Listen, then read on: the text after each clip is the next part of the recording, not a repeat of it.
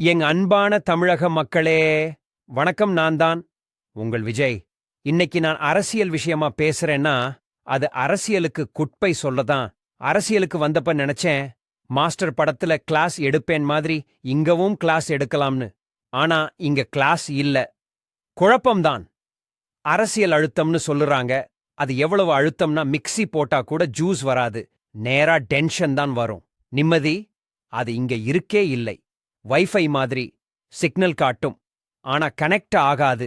பொய்யானவர்களின் கூட்டு ரொம்ப பயங்கரம். ஒருத்தன் பொய் சொன்னா மற்றவன் கைகொட்டி மூன்றாவது ஆள் மைக் புடிச்சு இதுதான் உண்மை உசுப்பேத்துறான். உசுப்பேத்தலுக்கு இங்க கூடுதல் அலவன்ஸ் தருவாங்க போல. உண்மை பேசுறவனுக்கு மட்டும் ஒரு சைலன்ஸ் சொல்லுவாங்க. அதனால நான் கிளியரா சொல்லுறேன், அரசியலுக்கு நான் திரும்பி போற ஐடியாவே இல்லை. என்னை தமிழக மக்கள் மன்னிச்சிடுங்க. I am coming. சினிமா துறையே, ஐ எம் கமிங். ஏன்னா அங்கதான் பொய்யான டயலாக் கூட ஸ்கிரிப்ட்ல இருக்கும், இங்க பொய் தான் ஸ்கிரிப்ட். நன்றி, கட், வணக்கம்.